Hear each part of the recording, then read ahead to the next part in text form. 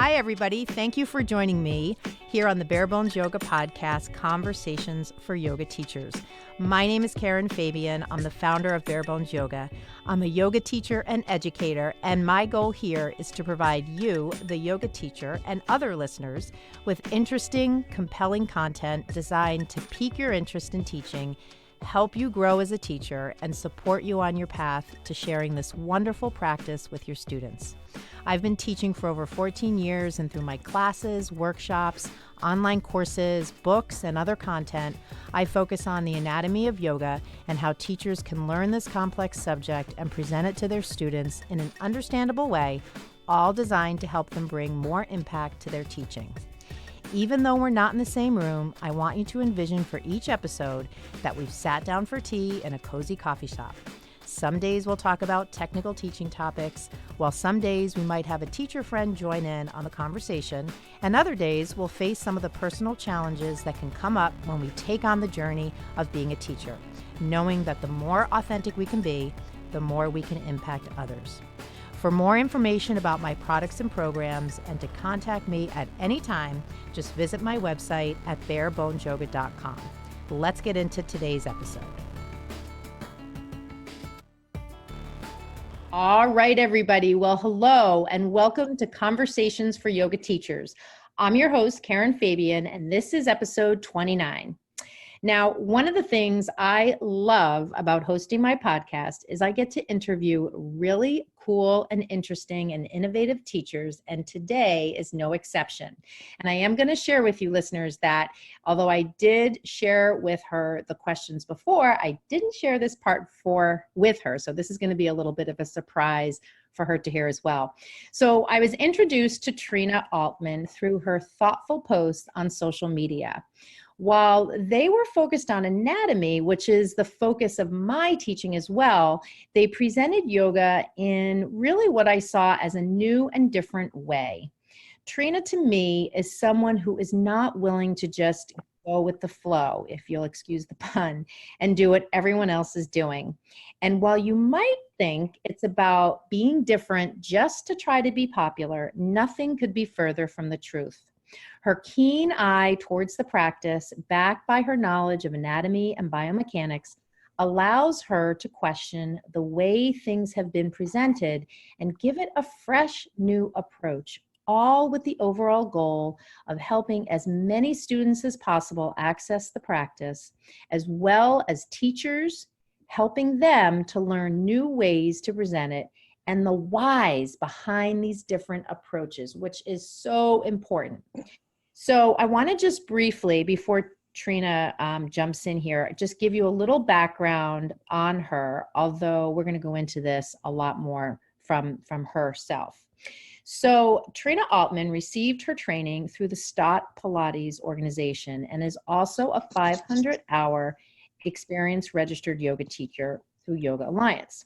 She has created two programs, Yoga Deconstructed and Pilates Deconstructed, to show teachers how to take an interdisciplinary approach to foster an embodied understanding of yoga and Pilates in relation to modern movement science. Now, we're going to mention this again at the end, but I'll just start out by saying her website to find out more about her and what she's up to is trinaaltman.com. So Trina, hello. So happy to have you on the podcast.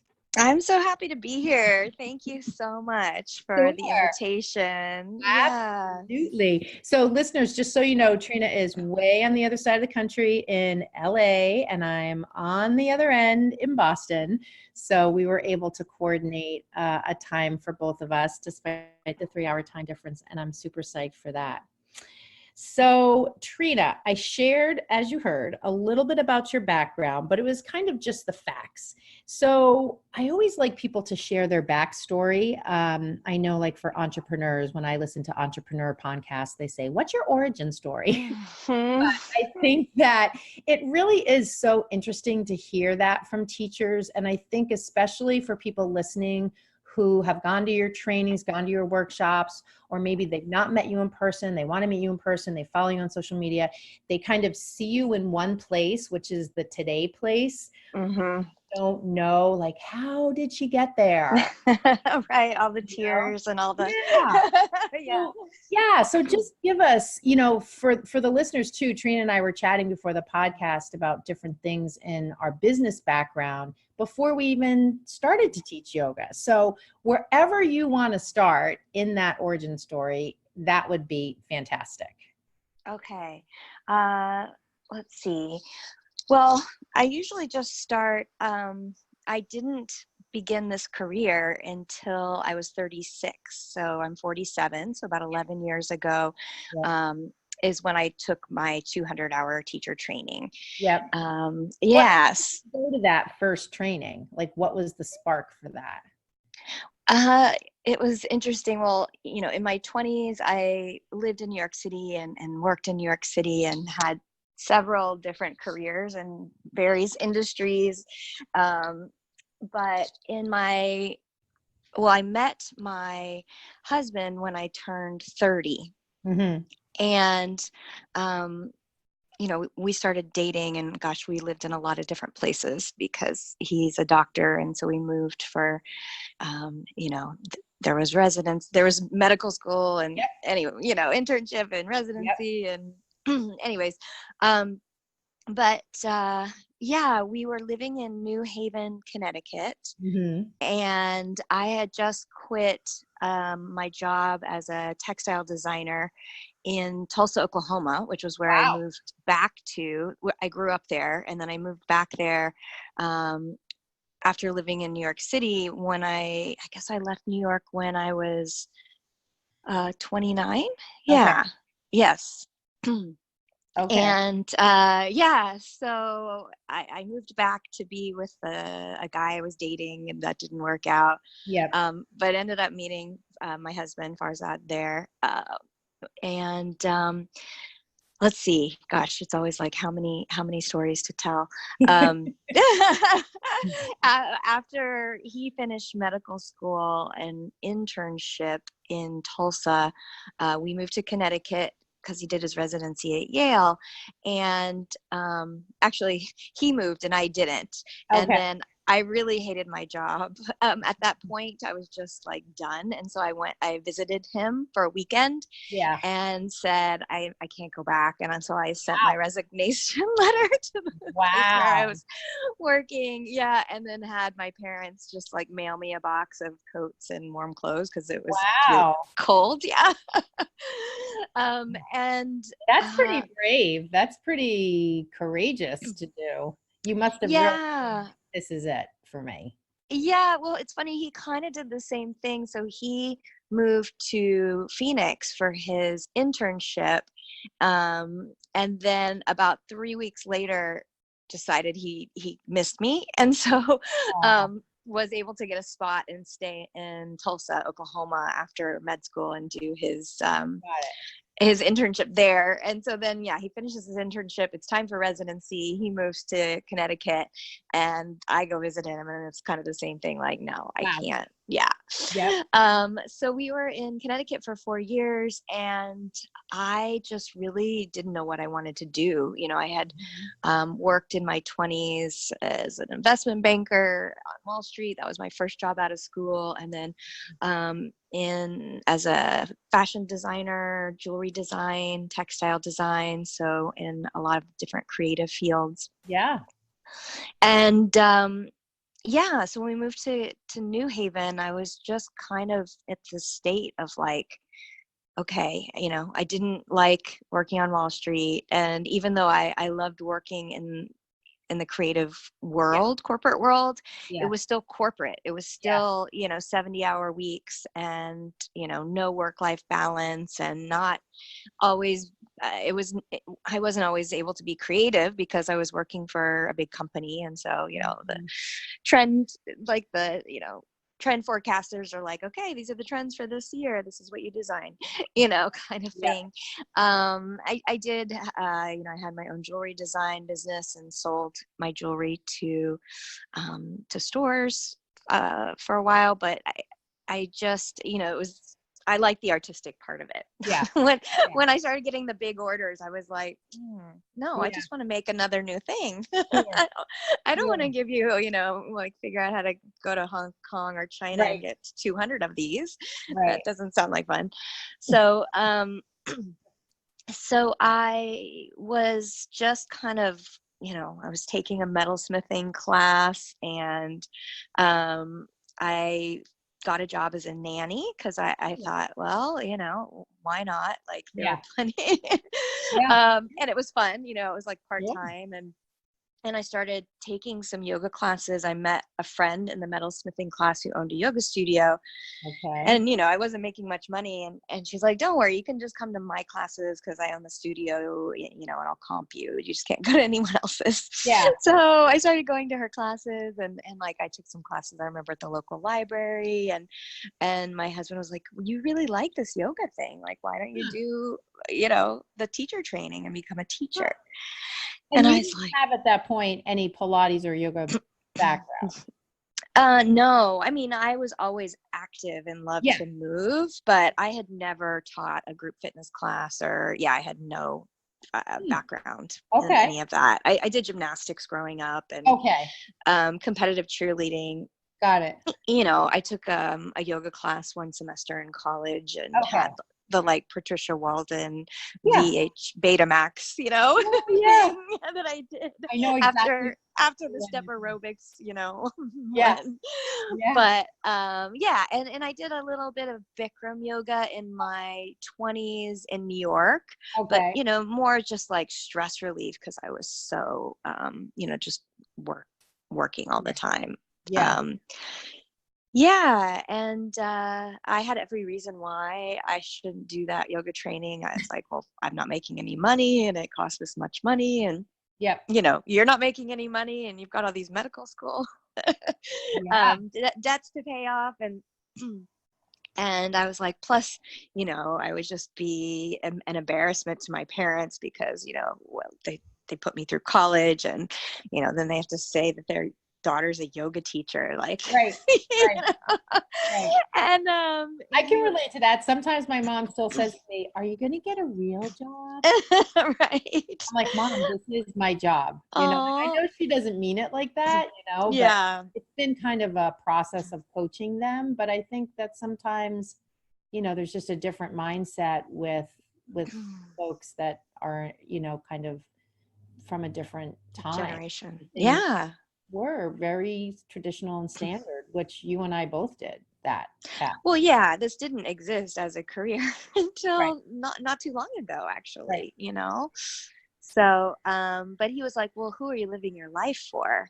And I was like, like, that's a really great question. It puts things in perspective. So he just really supported me in doing something I loved, whereas my parents wanted me to do something I loved, but also, like it had to mean never going into debt to do it, and, making like an immediate return on your investment. So even when I worked in fashion design, it was like, I paid to go to FIT with my credit card and bought my sewing machine with my credit card because they were like, no, we're not sending you to graduate school unless it's law school, med school, or business school, because then we'll get a return on our investment. So very, very traditional. Yes.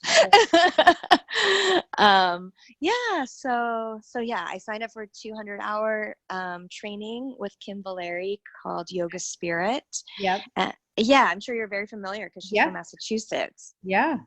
And it was 1 week and a month for 13 months. And I just absolutely loved it. Wow. I loved, the community. I loved everything I was learning. It was the first time I was in an environment where people were nice to each other and not like super competitive and cutthroat, and like everyone was just there to learn and heal and just have self-discovery, and it was just kind of mind-blowing because I was used to the corporate world and academia. Like I'm sure you can relate. Juxtaposed with what you had just been through, and kind of the different transitions you made, it sounded like you landed in that spot and you thought, wow, this is like exactly where I'm supposed to be. Well, yeah. And even, I loved living in New York City all through my 20s, but it's, it's pretty dog eat dog. It's survival of the fittest. So, yeah. So as soon as I like heard she was also doing a 300 hour, I immediately started taking those modules, even though I wasn't done with my 200 hour, because I know we were going to move. Yeah. And I knew I wanted to do it with her because at the time it was a yoga therapy, like an IAYT approved 300 hour. And I thought I was only going to do like yoga therapy and privates because I was afraid to get up in front of people. And I was afraid to to teach a group class. I mean, petrified. That was like a huge mountain for me to climb. Like lots of therapy, lots of coaching. Wow. I find that so interesting because you're so animated and you seem so comfortable. It's always interesting to hear people's initial. I am now, but I was not. I mean, everything. Even I had to get over that hump for teaching in person, but then, and also all over again for teaching in front of a camera, to be. Where do you think those initial fears came from? Well, growing up, I was used to quote unquote performing, like competitive cheerleading. But I wasn't speaking. Right. Right. And same thing with gymnastics, right? You're moving, but you're not talking. I was never like the only school play. I think I was in 2. One was Alice in Wonderland and I was an oyster and had no lines. And the other one, I can't remember the play, but I remember I had one line and it was in German. And so maybe that early oyster role somehow impacted your childhood psyche. I mean, it's so interesting. Yeah. Well, actually, you know what? I took a public speaking class in college and it was so traumatic. I remember we did have to video ourselves and, like speak in front of the class, and the class was small. It was, maybe 15, 20 people. But it was just so stressful for me. Yeah. So, I guess never doing theater or debate club or any of that kind of, even getting, I guess I never, I guess back then too, maybe it's different now, but we never gave presentations in school. Sure. Maybe you were like a shy person, or it's just you didn't have the experience doing it?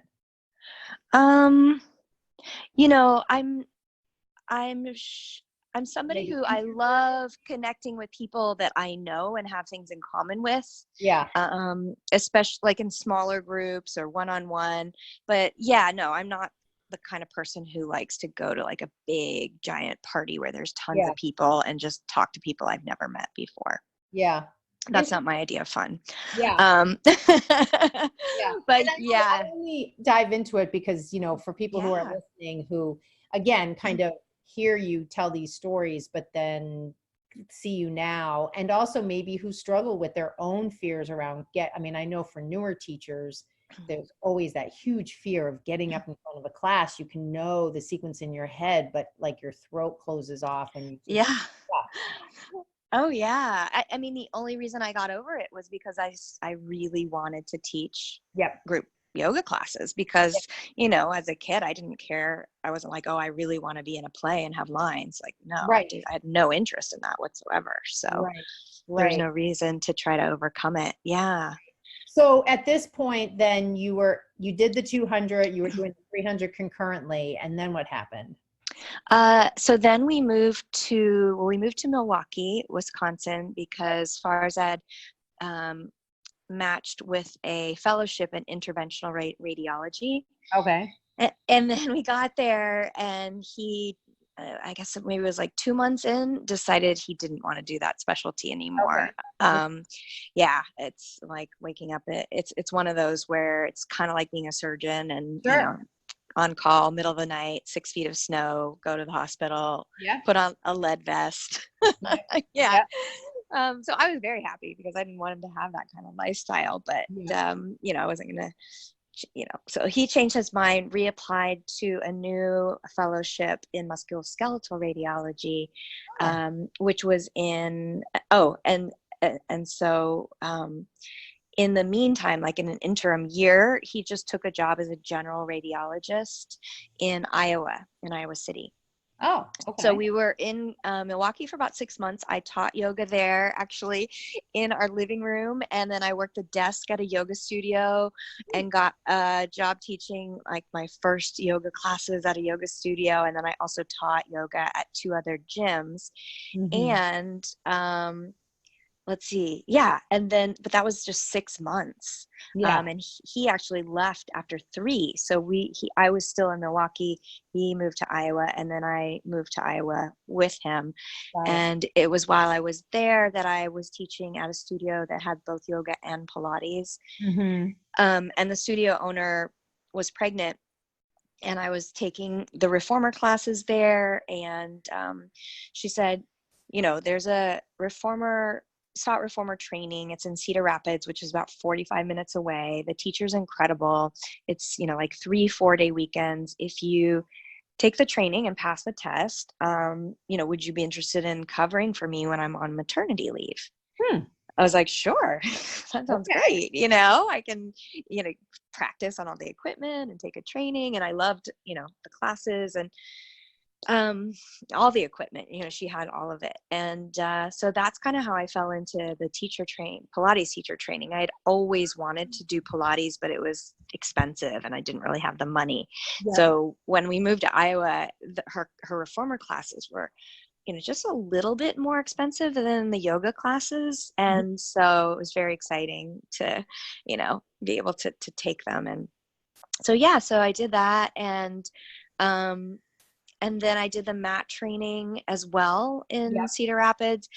And then we moved to California. And so when we moved here, I finished up Cadillac chair and barrels to be comprehensively trained at the Stott studio down in Long Beach. Okay. Yeah.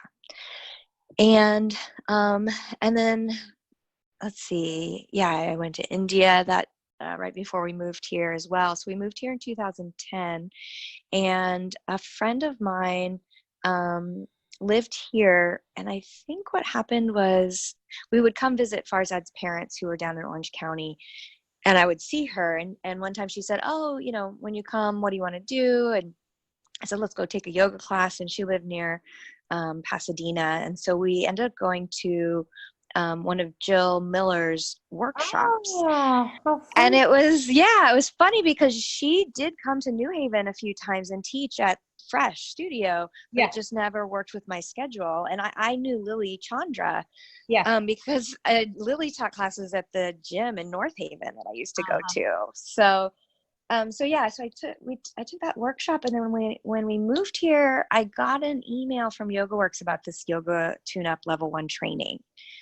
And I said, I think I really want to take this. And I remember at this point, Farzad was like, okay, well, you just did your 200, your 300, your comprehensive Pilates, and you just went to India. Are you sure? And I was like, yeah, there's just something that tells me I really need to do this. And so I did it. It was a 7-day training. And it was great because I had, kind of taken classes around where we moved and noticed that everything was like hot power flow and, who can do the most arm balances and handstands and acro stuff. And I was starting to think, basically everything I learned in my Pilates training was a lot of kinesiology and exercise science and anatomy and, just understanding principles of stability and strength and corrective exercise and regressions and progressions. And so when I lived in Iowa and Milwaukee, I could teach flows that were like tame, Yeah. Whereas here, nobody really wanted that. Yeah. So I thought, okay, maybe I just won't teach yoga anymore. Like I'll just teach Pilates. And so it was by doing that yoga tune-up training where I realized, oh, I can still teach yoga. I just have to call it something else. And they're just, the name, it needs to be yoga, blah, blah, blah. So yoga tune-up or whatever, like a branding thing. You kind of. Yeah. Or even, if it's like yoga strong or say, like there's yoga detour. I mean, you hear everything nowadays, but 9 years ago, it wasn't as common. Right.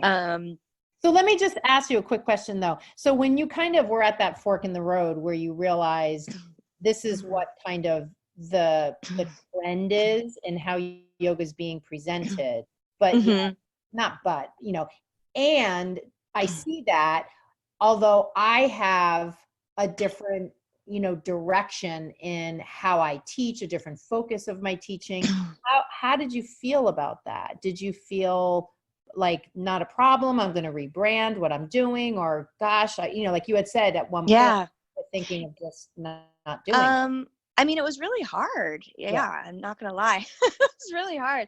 When I used to drive about an hour and a half each way to teach classes in North Hollywood. I live in Manhattan Beach, so I mean, it's like the other end of the earth. Yeah. At a Muay Thai boxing gym where I would bring my blocks, blankets, and straps myself. Yeah. And it was like the floor was like a wrestling mat floor. I taught at a country club that was really far away, but it was older clientele who appreciated, what I was teaching and loved it.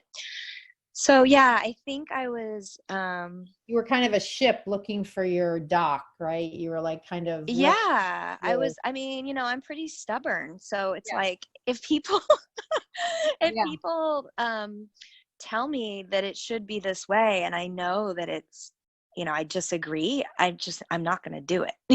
Let me ask you this, because this will come up in another question. So why didn't you just say to yourself, and I kind of know the answer, but just to kind of put it out there, I'll just teach the way everybody else is teaching, and then I can drive 5 minutes from home and I can just suck it up and I can do that. Like, why didn't you do that? Because I knew too much. I was like, I can't watch people do what they're doing on my watch. Yeah. It was just a straight up like conscious, my conscience wouldn't allow it. It was like, no, I'm not going to watch people wreck themselves on my watch. So that's what it was. You felt like it was like an alignment / safety kind of. Well, I knew that one size doesn't fit all. Mm-hmm. And that's what those classes were. They were one size fits all. Yeah, it kind of reminds me of when I walk in Boston, especially this time of year when it's nice out. There are outdoor boot camp trainings. And so, if I'm out going to some yoga class or whatever, and it's like 6 a.m, and there's a group of like 30 people on the Boston Common, and there's one fitness trainer, and they're all doing the same thing, but the people in the class are all so different. And I'm I mean, I think that you can, like, if those people know, like, say, the boot camp class is like, okay, I'm going to start off with like, 3 sets of 10 kettlebell swings. And you as a person know, like, there's 10 different kettlebell weights to choose from, which one to pick up, then it's fine, right? Because the load is going to be appropriate to the person, assuming the person knows which load to do, as well as if the teacher says, just because I say to do 3 sets of 10, like, if you didn't sleep well last night, like, maybe you should only do 2 sets of 10. Right. But with a yoga class, it's one person was walking around saying, inhale up, exhale, fold, inhale halfway, exhale, fold. And I was like, what is this sing-songy, like, guru stuff? Like, this is, it's like there wasn't any sort of modulation based on time, intensity, loads, nothing. So all these variables that you felt really important to be part of the. Well, yeah, and at least in a boot camp class, like, they will demo things first, right? They'll be like, okay, this is what we're going to do today. And there's 5 exercises, and like, they show you like what a kettlebell swing looks like, and then they'll say like, oh, don't want to do the swing? This is what a goblet squat looks like. So whereas these vinyasa classes I was going to, it was like usually, some dude walking around sing-songy, Right, like right. the inhales and the exhales. And then a lot of times there would be like some young 20 something demoing. This was like at a workshop I took once. Yeah, yeah. But the classes, yeah, no, it just, I always called them walkie-talkie teachers. They would just walk around and talk. And I would just be like, okay, I don't know what I'm doing. This choreography I've never seen before. I'm going to watch the people around me and just hope I'm watching somebody that knows what they're Right. doing. And I think what you just described is the mindset probably of so many people that take class, is they just kind of hitch their wagon to someone nearby. Well, what choice do you have? Yeah. Right? There's no, if the teacher doesn't demo and you're a visual learner, your only choice is to look at someone else in the room. Mm-hmm. Mm-hmm. Okay, so you're driving to all these different places, and does this start to kind of pick up some steam for you that you're starting to kind Yeah. Well, people really liked what I was doing. Like they yeah, loved it, yeah, And so then for me, it was like, okay, how can I, find some places on the West Side, yeah, that, are the same demographics yeah. that will also appreciate what I do, but I don't have to drive an hour and a half each way. Well, exactly. Isn't that so, I mean, I want to say validating, but I don't want to make it like an ego thing, but it must have been so great to feel like you were presenting something in a way that resonated with you, and you found your peeps who also were really loving it. And it's like, okay, I'm going to keep going with this because Yeah. I just need to find those people who can appreciate what I have to offer in the way I'm offering it. Yeah. I mean, the yoga studio, sort of culture was very set. I mean, I'm sure it still is. I mean, I know it still is in certain places. So all I had to do was just find people that weren't drinking that yoga Kool-Aid. Right. That was easy. Right. Or they had done it and were like, this doesn't feel good. Right. Or I don't like that. I want yoga. I just want something else. Mm-hmm. And then it was actually kind of easy because it was, like everything was the same. And I was the only one doing something different. Right. Interesting. That's an interesting way to think about it. Well, yeah, I mean, if you think of a typical vinyasa flow class, Yeah. right? It's like if your wrist hurt, you're going to hate it. Right. If the transition, if any of the transitions in the sun salute don't feel good, you're going to hate it because Right. it's all based on the sun salute. Yeah. Yeah. And then if you, yeah, I mean, there's like an endless list of reasons you might not like a vinyasa Right. flow class, but you would like yoga. Right. Exactly. And there really isn't a lot within the context of what we're talking about, kind of the standard way it's presented. There really isn't a lot of ways that it's changed up. And, I'm anxious to get to some of the things that you do to change things. I think just in general, though, for kind of the standard yoga class, there really isn't a lot of modification offered. So if any of those touch points that you just mentioned are not resonating with people, you're right, they are kind of stuck unless they know enough to modify themselves. And a lot of people probably don't do that or know how to or feel comfortable doing it. Yeah. I mean, I think so much has changed. I'm speaking of 9 years ago now. Yeah. From before. I mean, I'm sure part of it's that I live in a little bubble, so I see all the change. Right. The teachers that are doing, still teaching flow, but teaching it in a way that solves all of those problems. Got it. But back then it was really like either vinyasa flow, and if you didn't like that, then your options were kundalini, yin, restorative, gentle. It was basically like, really, really like lie there and do nothing kind of stuff. Right. Or, hot power flow, vinyasa flow, ashtanga, that kind of thing. There was no middle. So did things kind of slow, steady growth from that point, and you ended up, years later with a more full repertoire of offerings? I think I just always learn. I always love learning. And, and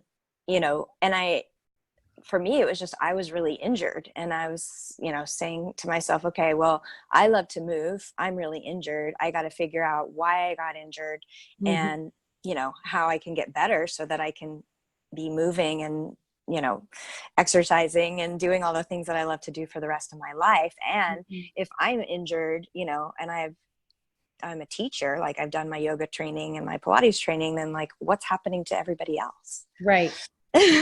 So I Right. would just, everything I learned, I would incorporate into my teaching. So when I went to physical therapy, and learned all the things I learned there, I would incorporate it into my Pilates and yoga classes. And, same thing when I take a lot of different, I've taken Feldenkrais classes once a week for years, and an adult beginner modern dance class where the whole beginning of it for 45 minutes was, Laban and Bartenia fundamental somatics. And, I've taken private, personal training for years, and then, Pilates gyrotonic, Yamana privates, so I just love to learn. Yep. And then whatever I learn or whatever problems I'm able to solve, I share that with my students. And in Pilates, basically, you're not allowed to take a class unless you take privates first. Mhm. So the majority of my income has always come from teaching privates. Right. And I love teaching privates because there's a conversation, you're using your problem solving skills, your analytical skills. Private clients, at least the ones I have, they don't come and are like, oh, we have to do yoga today, or we have to do Pilates, or we have to, do strength training. They just come in and they'll say, how are you feeling? And what do you want to Right. work on? There's no delineation between modalities. Right. Right. And the conversation part, I think, is so key, and can make it, even more challenging for the teacher. I think in a way it's kind of easier to just stand there and talk and not get any verbal feedback. Once you start getting the verbal feedback, you really have a different whole level of things to address as a teacher. Yeah, I guess. But see, I would have never survived with this as a career if my only option was to teach group classes. Yeah. I would have my brain would have Yeah. yeah, I would have been miserable. Yeah. So yeah, but I could see that, like, yeah, I'm not that way, but yeah, sure. Like, you just come up with a sequence and then you drive around town and teach it at different Right. places. Right. Like, yeah, there's not a lot of thinking or problem solving. Right. I mean, other than coming up with a sequence. Other than that, yeah. So we've touched on it a little bit, but kind of encapsulating your teaching style. I mean, I feel like your approach is different, and we've talked a little bit about kind of the genesis of that. Just this idea of why you're changing things up. So it sounds Mm-hmm. it came in large part from your background and some of the injuries you had in your own body.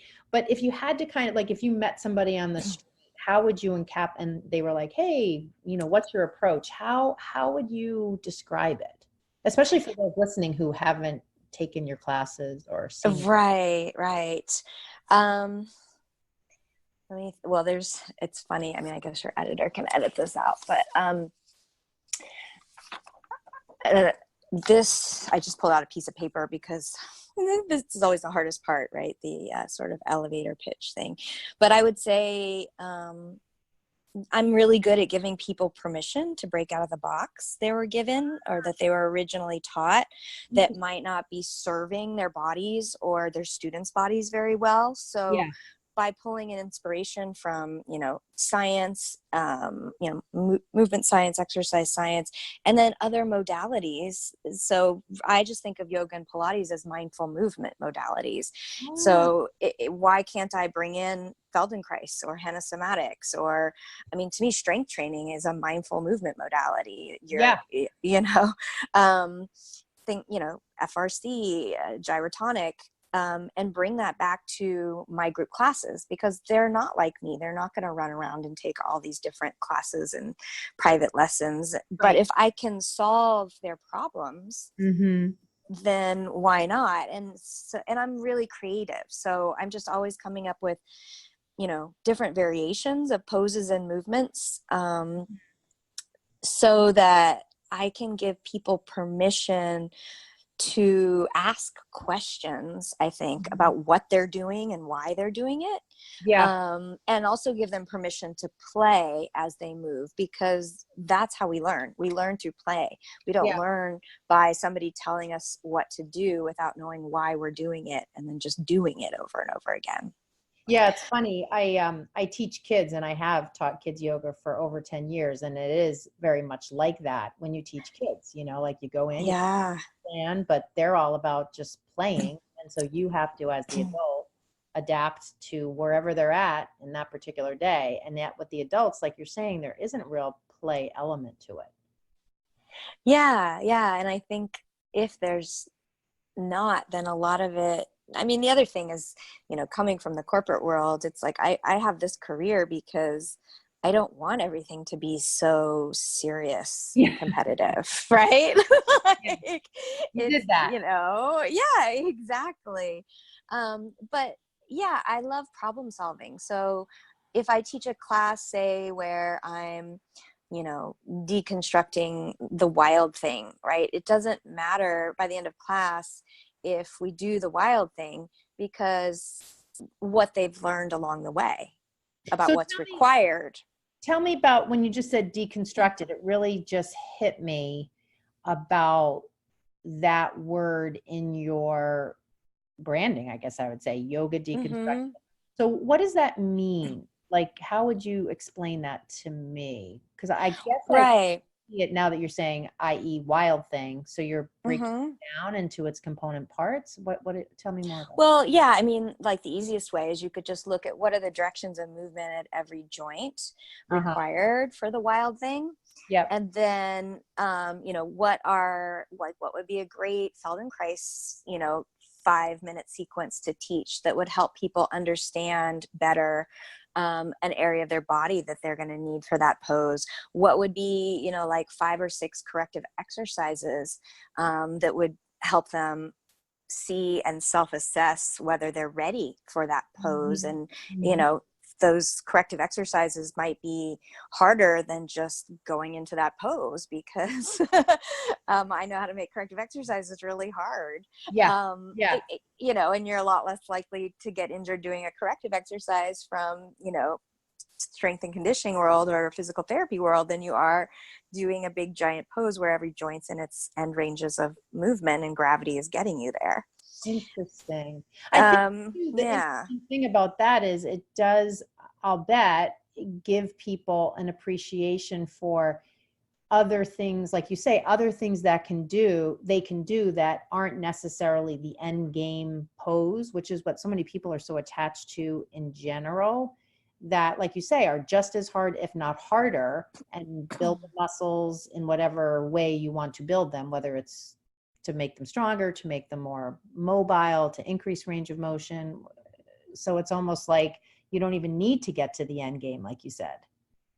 Yeah. Or when you get there, you actually feel like you're prepared because the specificity of it, right? Yeah. So there's no specificity usually in a typical yoga class. You just do a whole bunch of different yoga poses. I mean, yeah, the class will have a theme, right? But, you know, if you are going to take a private lesson, nobody would ever, you know, like, regress in that way. Right. I see what you mean. Yeah. Break it down. Right. Deconstruct it. Yeah. Like if you're going to learn how to do crow pose, you know, it's basically you're pushing your entire body weight. So you just go, okay, how much do I weigh? Right. Okay, cool. Like, are you going to go bench press that with your wrists in complete end range of motion without even gripping the bar? No. Yeah, I see. Right? Yeah. Like, that's insanity. That is just straight up insanity. Right. So, but yet that's what we do. We're just like, you know, like crow, you don't have to lift your feet up. There's the modification. Well, that's no load. They're never going to get to crow going from no load to all their body weight. Like, yeah, maybe lift up one foot, but but like maybe they are strong, they just don't have wrist mobility. So maybe they do bench press their body weight, but they can't do crow because they don't have the range of motion in their wrists. So then why not do, wrist mobility exercises in your yoga class, even though they come from, say, the circus arts gymnastics community? Right. Which is interesting because I just had a conversation last night about someone who feels challenged doing wheel because of lack of wrist mobility. So they'll see it in other poses as well if they see it in crow. Mm-hmm. Yeah. And I think, if you're used to, like I'm used to working in environments where, I always talk about like, here we are, we have phones in our pockets that can, like be calculators and, video cameras and address books. But yet, like, there are, if I were going to regress wheel for you at the gym or the Pilates studio, like there's endless props. I could put you on the ladder barrel, the spine corrector, the arc barrel. At the gym, we could get out the physio ball, like, whereas in yoga, there's nothing. There's the floors, the walls, the blocks, and the blankets. Right. It's funny that you say that because I actually have a student who comes to my classes regularly, but we live in Back Bay. And so I see her at the gym all the time, and I use the physio ball with her in the gym at random because we were talking about her challenges in wheel. And I said, you should just lay back on that ball. Well, yeah, you can actually press, like you could do 3 sets of 10 with the ball, right? Where you're getting like passive range of motion for free, like you would in a plank. Yep. So if you have this, like the spine and the shoulder and the hip range, and it's just your wrists, then you can actually do it on the ball, because just like if you don't have the wrist mobility, you can still do plank, because the floor just pushes your wrist into that range for you. Interesting.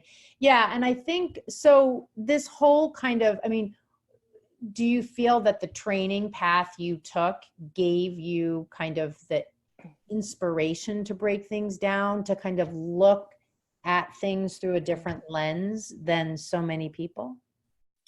I think I've always been this way.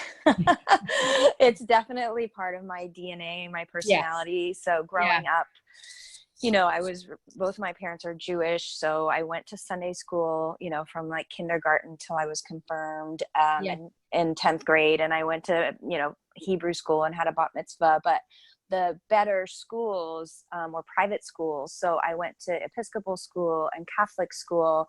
And so from a very young age, I would hear everybody insisting that they were right and that their way was the only way.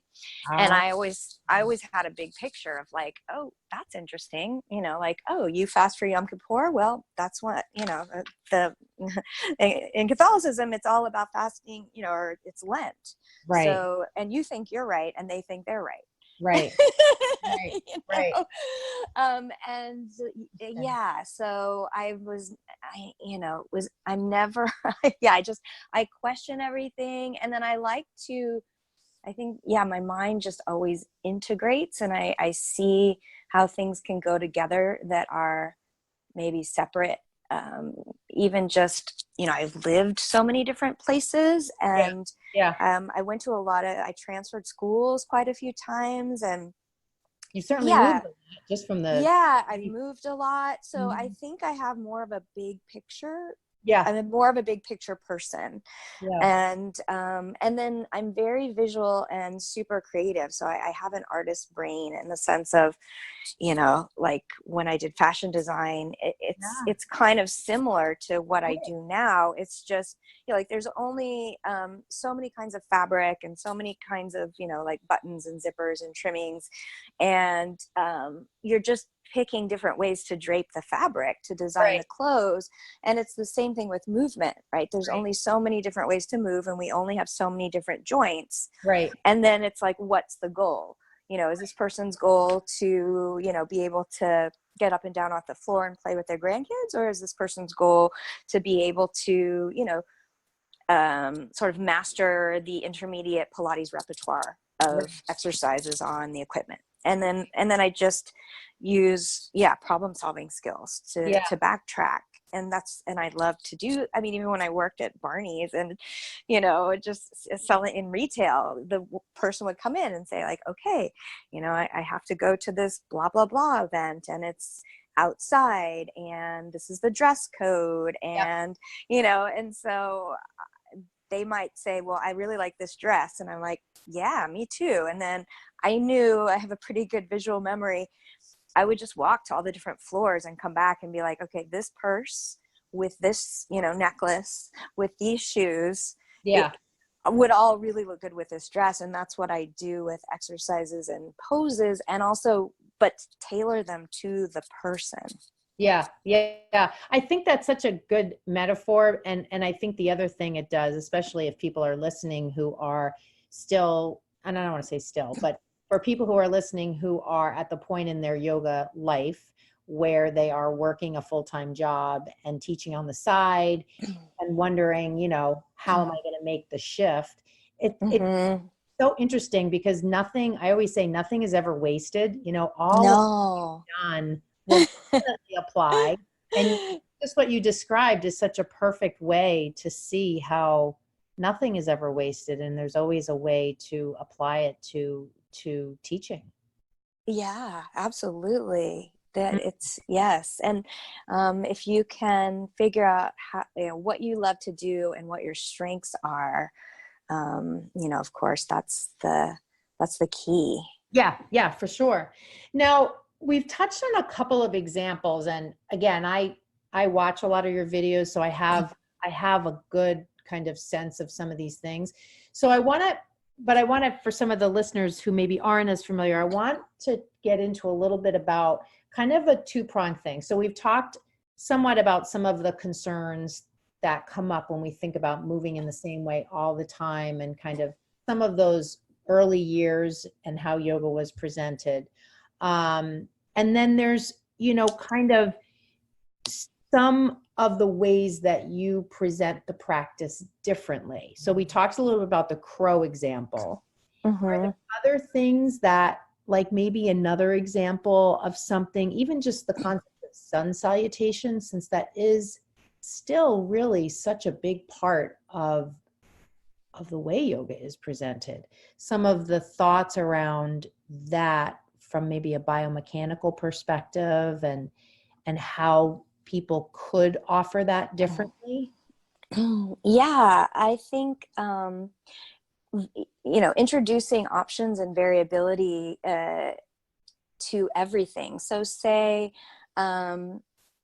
if you learn sun salutation and it was always feet together, like, what if we try it today with feet apart? What if we try it with our, like, all in internal rotation? And then what if we try at the hips and external rotation? So feet in, feet out.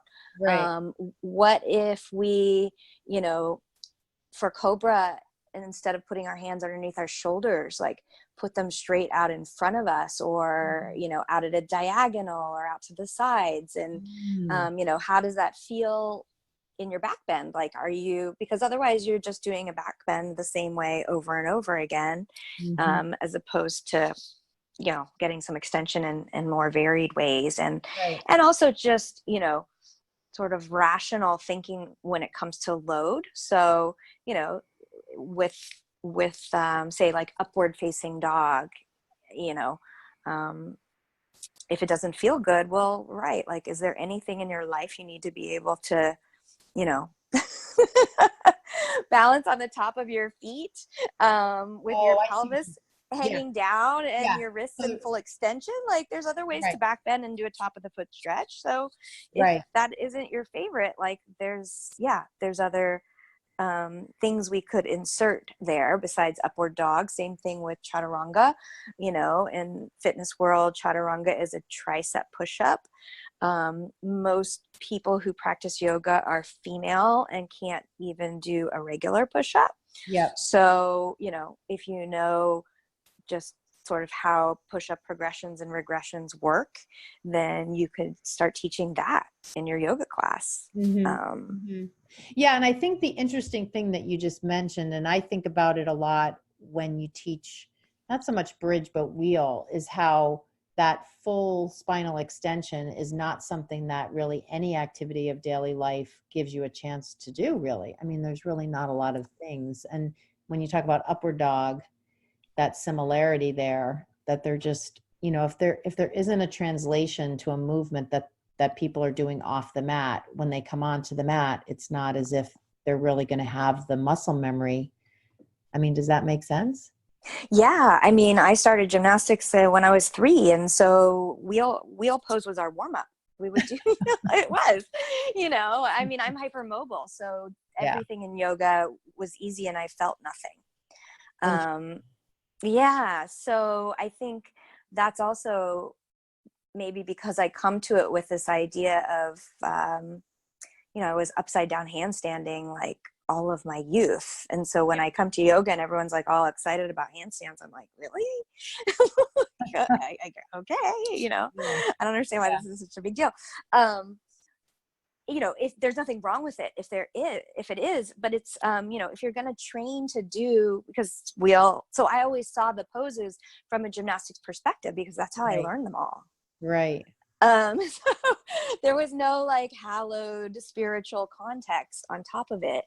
And so if somebody was like, I really want to learn how to do wheel, well, then my practical brain goes to, cool, like let's go into what would be, you know, like an exercise science based, you know, regression, load wise, range of motion wise, you know, motor control wise, to get you there.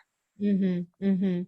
Now, do you feel like, or, you know, kind of in the lens that you look through, you know, over the years, I've really changed my thought around what we really were kind of, I don't want to say told many years ago, but it definitely was a theme that yoga was kind of the only thing you needed to do. And it was a great exercise format to stay Mm-hmm. healthy.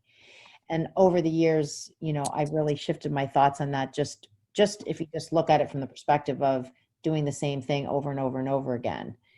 Mm-hmm. Talk about that. Yeah. Yeah.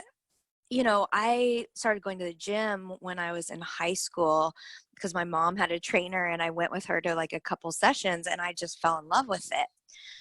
So I even, you know, before, you know, I didn't do this yoga training until I was 36. And so I had a lot of time doing movements in different spaces. Yeah. Whereas I think a lot of people come to yoga because maybe they don't like moving or they didn't like sports or they hate the gym.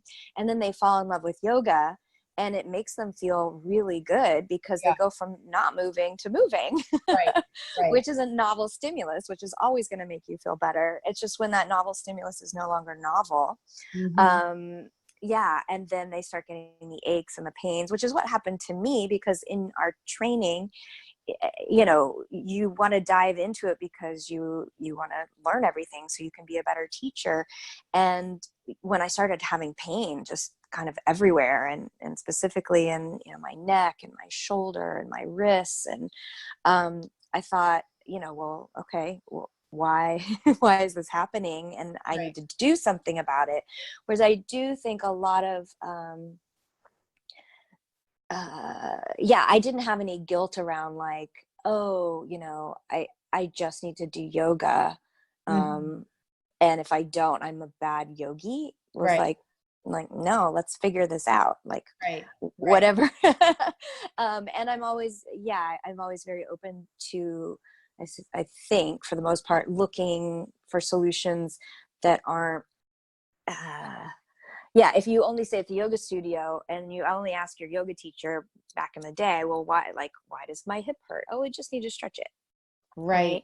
Right. Right. Which is what a lot of yoga students think, because if they come Yes. to you after class, that's almost always what their perception is of what will fix a Because of discomfort. the language that yoga teachers often use, Yeah. because of what is also in the common vernacular. I do hope that that's changing, and I think it's changing. Yeah. Yeah. Yeah. Somewhat. Yeah. I mean, I think it's still, even, you know, recently I saw an article about, you know, stretching in a men's magazine, like online, and, not Mm-hmm. focus on anything in the other direction. Yeah, I've been pretty lucky because I've never taught regular yoga classes Yeah. at a yoga studio since I've lived here in LA. Yeah. Always taught at Equinox, which is a gym. Yeah. So I never had to toe the line of yoga's all you need. It was like, Right. hey, welcome to my class. We're going to do some active regeneration Right. because you already did your cardio and you already did your strength training and, the downstairs area or in so-and-so's class. So I Mm-hmm. do think that's a big part of it. If there's pressure, right? Because you're only selling one kind of thing, Right. then, and you start saying, well, yeah, yoga's great, but, if you don't ever strength train, you probably will get injured. And then they're like, but wait, I have a membership at this yoga studio Yeah. Yeah. and I can't afford a membership at the gym too. Yeah. It's a little different. I mean, it's kind of like the two different conversations, it's kind of the sales and marketing versus Mm-hmm. biomechanical, anatomical, science, movement based conversation. And I totally hear what you're saying. I mean, I guess if we take the sales and marketing piece out of it, it sounds like there's more evidence to suggest that and I believe this, that a balanced approach to movement for the long term is much better than the same thing over and over and over again, whether that's running or the gym or Oh, yoga. absolutely. Yeah. Yeah, we know that. Yeah. We also know that the things you enjoy and that you're good at, you probably have to do less of, and you probably have to do more of the things that you're not good at and you don't Yeah. enjoy as much to prevent the injuries, which Yeah. is really hard for. Yeah, and it's not encouraged by our culture. Our Yeah. culture says, what do you do? Oh, I play tennis. Mm-hmm. I'm a runner. I Mm-hmm. go to spin class. Right. At Soul I play golf. Cycle, right? I play golf. My boyfriend plays golf, and they all of the guys he plays with, they all complain about their bodies. I'm like, well, Right. something Yeah. besides golf. So talk a little bit about I know you're on the road a lot, and you're doing a whole bunch of different trainings. What kinds of trainings are you doing? 200-hour trainings? Are you doing standalone workshops? Especially for people who listen to this and they think, I really have to connect with this person. What is that? What are you? Yeah, well, I'm writing a book Oh, that wow. is hopefully going to come out in the spring for Yay. through Handspring Publishing, and Awesome. it's called Yoga Deconstructed: Bridging the Gap Between Rehab and the Classroom. Awesome. And I have 2 online courses that are on my website. One is Oh, called good. Yoga Deconstructed, and the other one is called Break It Down, Regress to Progress. So I travel around teaching a weekend immersion that's called Yoga Deconstructed: Creativity Meets Science, and it's based on the book that I'm writing, as well as those online courses. Yeah. And then I also have another weekend of workshops that I travel around teaching that's open to the public. It tends to be mostly teachers, but there are 4 different workshops. One is Unwreck Your Neck, and the other is Put the Swish Back in Your Tush. Another one, yeah. Good wording. Good copywriting skill. Yeah. Yeah, gotta let that creativity come out somewhere. Yeah. I teach one that's on like rotation and spirals called Move More Like a Human and Less Like a Yoga Paper Doll. So, lots of triplanar movement. So I have that weekend of workshops, and then I have a continuing education course called Pilates Deconstructed, where I have online versions of that as well. I know most of your audience is the listeners are yoga teachers. Yeah. So yeah, that's what the traveling is, mainly teaching those 2 weekends of workshops. I'll generally teach the one that's open to the public when I go to a new place first, and then they'll invite me back and I'll teach the other one. But both of them, I'm a continuing education provider for Yoga Alliance. So a lot of times teacher trainings hire me to teach those weekends of workshops as part of a 200 or 300 hour training they're running. Got it. Now, one of the things that I also noticed about you that I really admire, and I always kind of struggle with this a little bit, kind of siloing a little bit of what I do to yoga, although even within the yoga industry these days, there are some other things, or there are some topics that have come up that people have really given voice to, whether it's things around abuse on the hands of teachers, or just kind of that guru complex, or assisting. And, I don't necessarily want us to dive into those issues, although I've noticed that you've really given voice to a lot of these things. And what's kind of, are these things that, personally you feel strongly about, so you're using your platform? And obviously the things that I mentioned are related to yoga, so it's not completely outside the scope of what we're doing. Although even, just in kind of balancing, like, if I share my views, will I potentially alienate somebody who maybe is a student of mine, or maybe a different view? How do you kind of balance that? Yeah, I think it goes back to the same thing when I couldn't, like when it's that sort of not on my watch, my conscience thing. Yeah. When I was in college and I was going on interview after interview with one Wall Street firm after another, and, like the person interviewing me was asking me out on a date. Or, like my professor who was my supervisor for my portfolio management and mutual funds, final dissertation paper was like inappropriately trying to touch me, and so like I'm 47 years old. That kind of stuff happened when I was 22, 23 in academia, or in a world where, I was the only female in the entire department in which I worked in Goldman Sachs. So, I didn't really have the power or even the vocabulary to speak out about those kind of things at that age. Right. But, it's sort of like, as you get older, one of the main reasons I shifted to work in fashion and then into working in fitness and yoga and Pilates is just simply because I wouldn't have to deal with, discrimination and harassment, because they were both male dominated fields, and yoga and Pilates are female dominated, and most of them men. So when I see things like, that are happening in the yoga space, it's just like, no, why is this happening? I mean, it shouldn't happen in any space, but it made a lot more sense that it was happening in, say government or, I was a poli-sci major. So I was 2 summers, I interned the White House and the Senate. I was there first summer Bill Clinton was in office. I didn't have any experiences, but the summer after that, Monica did, So it just seems crazy to me that like all these studios are owned by women. Most of the teachers are women. And all of these horrible things are happening. So if I speak out about it and somebody who, is an Ashtanga teacher gets upset, it doesn't really matter. Like, they're not going to like what I am teaching anyway. So, Yeah. No, I hear what you're saying. And I feel like it kind of ties with, your staying true to your path, whether it's how you're presenting the different disciplines and, just your approach. It just seems that you have kind of, I don't know if it's like a well of confidence or just a well of passion, or just maybe when you described kind of when you were growing up and people were just saying to you, this is the way it is. And you were like, no, I don't think so.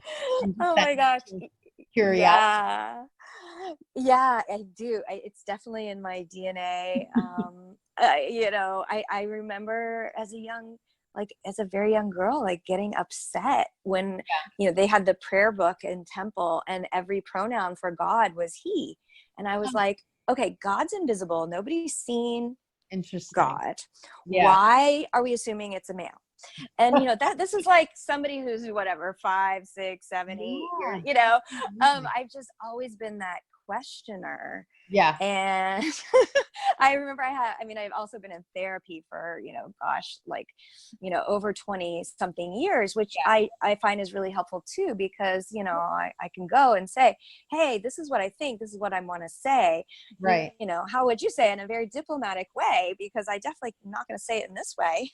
Right. So, again, just like taking the private sessions with the personal trainer or, in Pilates, I'm a firm believer of, just you need to pay for the education that you need to get in order to, sort of make your way in the world. Yeah. Yeah. And I think that's such a, I think that's such a great kind of tidbit to share, because I feel like even in the path of a yoga teacher, we kind of get focused on, okay, so take your 200 hours. Okay, great. Now go out and teach. Well, there's such a path, right? There's so many other Right. things that you could be doing, and it is such an ongoing process. Yeah, well, and as an entrepreneur, it's like, I'm sure you didn't know how to do everything that you are Yeah. now doing in your business. At some point, you had to hire somebody to maybe help you with some marketing or something that you didn't go to school for, Yeah. or you had to take an online training in it because it wasn't part of your wheelhouse, Exactly. so that you could teach yoga. Right. Right. Right? Exactly. Yeah. Yeah. It's funny when you look back, but I think that's such a good thing to keep in mind, is kind of that always be learning, and yet don't be afraid to kind of get out there and start doing, because there's never going to be a time where you're going to say, okay, I now know everything. Now I'll start. Oh yeah, no, That time never comes. absolutely, So, absolutely. so if there, I just know from some of the comments I get and some of the emails I get that there are newer teachers listening, and, even just some of what we're talking about from a teaching perspective and changing things up. And, it can be so overwhelming for a newer teacher listening to think about Hmm. stepping outside. Let's just kind of talk about yoga versus Pilates, stepping outside kind of what they've been taught. So for newer teachers, do you have any thoughts on kind of, I know we've talked about this, kind of always be learning, don't put the pressure on yourself to know everything all at once, look at it Hmm. as a long path. Are other things that come to mind when you think about kind of supporting a newer teacher that might be feeling a little overwhelmed? Yeah, yeah. Well, I think if you're wanting to teach things that are maybe slightly new or different, first of all, know why you are teaching the things that you learned in your first training, because a lot of times that's not taught. Yeah. So first you learn, okay, this is what I was taught in my training. And if they didn't teach you the why behind it, then, you start to figure out the whys behind it. And Mm-hmm. then you can decide, like, do I agree? Do I disagree? Mm-hmm. Do I agree some of the time or all the time? And I think that if you teach the content that you love and you know why you're teaching it, Mm-hmm. that's really, like, not all that matters, but it's like 99% of what Right. matters. Right. Right. Um, and if you don't, I remember I didn't. So when I got injured and I went to physical therapy, I realized, wow, my PT is like a great educator. I just started going and paying out of pocket, and I'd show up with like a big stack of textbooks and papers with questions. Yeah. Um, so I think that's sort of the key thing, is know why Yeah. you're teaching what you're teaching. And if you learn something from somebody else and they don't tell you why, like, that's kind of the fun part. Right. I realize it requires somebody who likes to be resourceful and who likes Right. to do research. But if you are passionate about something, you'll like doing the research. Right, right. I always like to think of it too as if, you know, someone were to come up to you after class and say, maybe ask you a whole bunch of questions, which oftentimes students don't do for whatever reason. Uh, Hmm. or even in the context of class, if there could be a back and forth dialogue as just kind of a standard, like, why are we doing it this way? Or why do you want me to use a block? Or why are you asking me to bend my leg this way? You know, it would give us all such an opportunity to really kind of check ourselves in a way. Are we doing things intentionally or just doing them just because that's the way we learned without really knowing the why? Well, yeah. And I think, I mean, when I'm teaching a group class, a lot of times I will say things like, if I were teaching a private, I would, have you do X, Y, and Z based on A, B, and C. But since it's not, I'm going to give you several different options. Because a group class can never be a private, and a private will never be a group class, and that's okay. If you want what's received from a private, you should be taking a private. Right. If you want what's received from teaching, a group class is an experience. It's a guided group experience.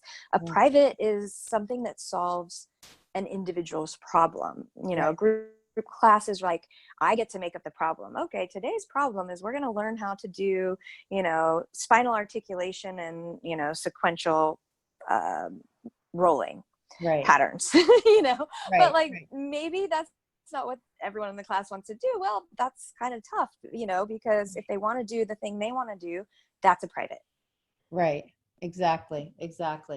Yeah. I really like that theme. And I say it too, this idea of the why behind. And I think sometimes the way I was taught initially, the why part wasn't really shared as much. It was really, this is how it is. Mm-hmm.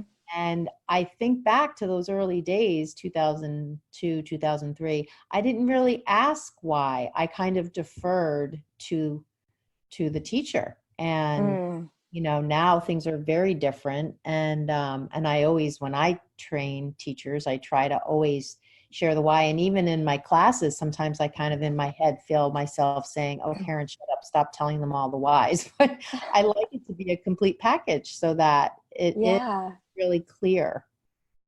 Yeah. I was lucky in my Pilates training, the manual, every single exercise had the why and the, but in my 200 and 300 hour, the why was actually, we would use our light on yoga book. And what I remember our homework was, pick like 4 to 5 poses, write down the names of the poses, and then look up in the back, like the benefits. It would be like, it was crazy stuff. It would be like, do Supta Baddha Konasana to get rid of period cramps. And so you would write that and like turn it in, because that's what it said in the back of Light on Yoga. Well, my response to that was the same as my response to the prayer book, in the temple, in the synagogue as a kid. Okay, you're telling me God is a dude, but like, I don't believe you. And you're telling me that if I go upside down, I'm going to heal my thyroid. And I also don't believe you. Right. Interesting. Yeah. So, but, and it's funny, it just keeps coming back to religion, but who knows? I mean, maybe because I was raised Jewish, it is, you are taught to question, like Passover is the 4 questions, question everything.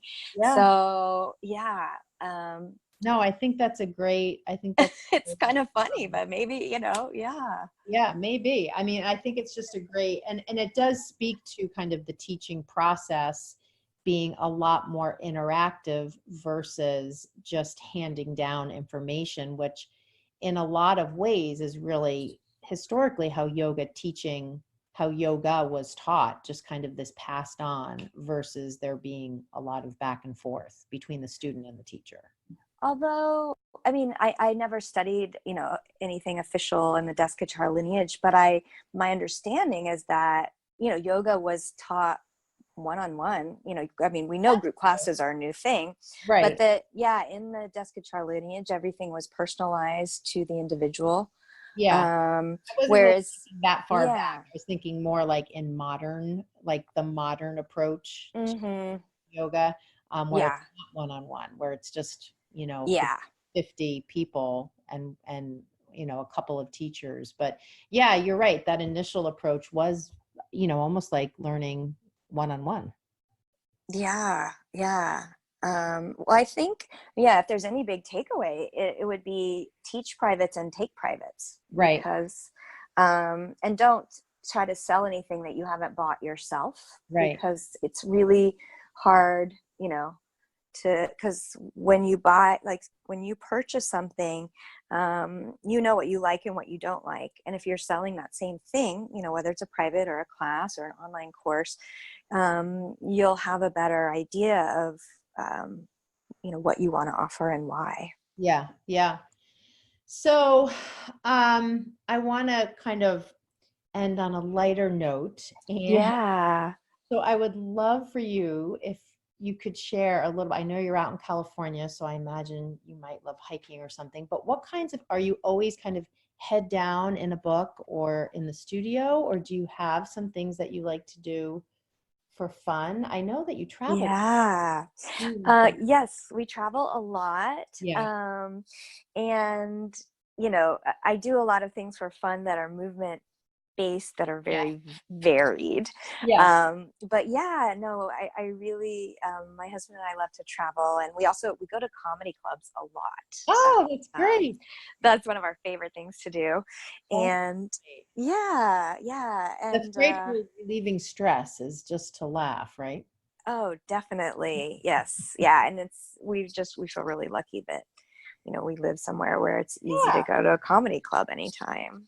For sure. So what's your next, if people go to your website, will they see, like they'll see the courses and have something that is publicly available, and it is in their area? Can they sign up for something via your website? Yeah, if you go to my website, there's two main tabs. One is online classes, and the other is live events. Okay. And so, as far as live events, actually, I'm teaching in Framingham, Massachusetts next month in August. Yeah. And I'm going to have to look at that, because I know. I'd love for you to come. It's near you. Amazing. Okay. I have to make a note for that. Okay. Great. And then September, I'm teaching in Australia and Indonesia. And then October, I'm in Houston, Texas, and November, Vancouver. Okay. And then as far as online stuff, I filmed a whole bunch of classes in a program. I'll be filming more, but we did our first round with Yoga International last month in June. I'm not sure when that's going to come out, but it will come out soon. Okay. So if you go to my online tab on my website, you'll see my classes on yoga anytime, all the courses that I offer on my website, where if you buy them, you keep them forever. You just have your login and your password. Yep. Awesome. Well, Trina, you are officially my longest podcast conversation. Oh no, I talked your ear off. No, this is great. I love it. And I knew it was going to go like this because I had a really ambitious list of questions. So I love it. I am so grateful to you. I hope the time is okay for carving into your schedule a little extra. Oh yeah, no, it's fine. That's why today I was like, it's such a good day, because I got in so late last night from teaching in Canada, and I canceled everything today because I knew I need to recover. So. Awesome. Well, for the listeners, please comment as you're listening at the end of the podcast here. Wherever you're listening, just leave us a comment. We both would love to hear from you. And Trina, I have to thank you so much for taking time to do this. I so appreciate it. And I know the listeners are going to love it. So thank you again. And I hope to see you soon. I'm going to take a look at that Framingham date and see if I can make that. Oh, good. I would love that. And thank you so much for taking your time and everything that you share, because I love all of your online offerings. And so I know, I can't believe I've never met you in person. It just seems crazy because I feel like I know you so well. I know. It is nice to have that online interaction. So the feeling is mutual. Oh, good. Yeah. Well, thank you again, and have a good rest of your night, and I will talk to you soon. All right. Thank you. All right. Bye. Have a good night. Bye. Bye-bye.